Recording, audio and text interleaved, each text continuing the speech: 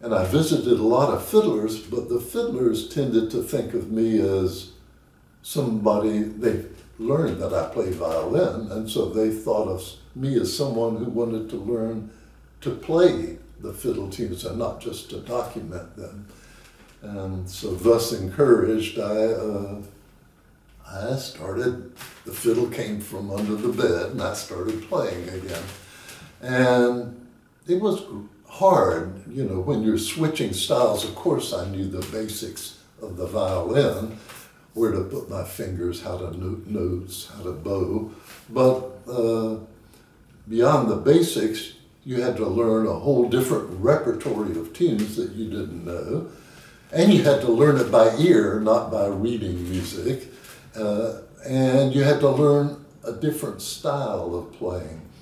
And the more fiddlers I heard, the more I came to realize that it wasn't just about the notes, it was about the style of performance, and that was a key thing. It was sort of like your dialect, you know, and so here I was speaking the concert violin dialect, you know, and I needed to learn the old-time fiddle dialect, a quite different dialect, though related, you know, part of the same larger language, you might say. I'm stretching the metaphor a little bit, but I think it works. I know of your classical background and your old-time fiddling. Other genres of music that have you taken up and dealt with? I've dabbled with other fiddling styles, like,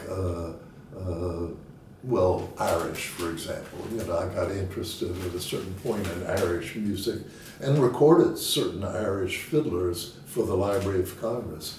So, you know, I'm interested, and then Scottish, I got interested in Scottish style fiddling. I was partly interested just because it's beautiful, but also because those styles may have had a relationship to the style I was learning in North Carolina and Virginia and West Virginia.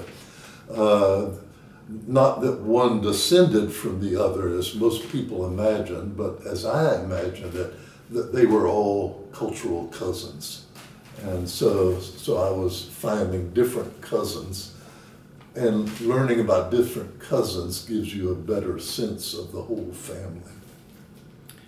And in that vein, and I know you taught at the World on a String last fall. Could you tell us what you learned there and how did it affect your playing style? Tell us about that experience. Well, I don't know if it specifically affected my style, but what was really interesting about it is what I've seen in other camps where I teach, and sort of a larger trend, which is that there's a rising generation of musicians who are interested, really seriously interested in old-time fiddle, but maybe they're classically trained, and they like that too. It's not as if, you know, for some reason, people other than me and my generation seem to have the idea that you had to choose which was your language. But these younger people, they don't feel they need to choose. They can learn multiple dialects, you might say. And so they're learning classical style and repertory, but they're learning old-time fiddle, and maybe they'll pick up some Irish, and maybe they'll learn klezmer style, who knows what they'll learn. And what's happening now in this generation is this tremendous growing interest in the classical world in old-time music. And before it was kind of dabbling, oh, isn't that cute? But now they're serious about it, and it's really gratifying. But also you have to wonder about it. What will be the consequences of this? And all these terrific classical style violin players are in my fiddle classes, not only here in Washington, but around the country. That's going to have a long-range impact on the music that we call classical, but also the music we call old-time. Tell us about your new CD, and how did you choose and learn the tunes of it?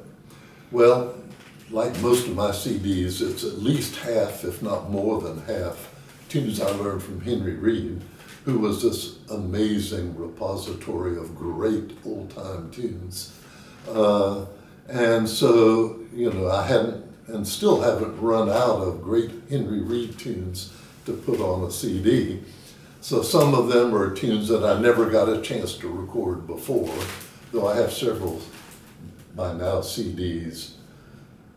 I did LPs, but I don't have time to explain here what an LP is. So I have several CDs. This is a new one, but it has the title, You Can't Beat the Classics. And that's because I decided, well, the title actually comes from a jam I was playing in somewhere around the country. And I played some tune like Old Joe Clark.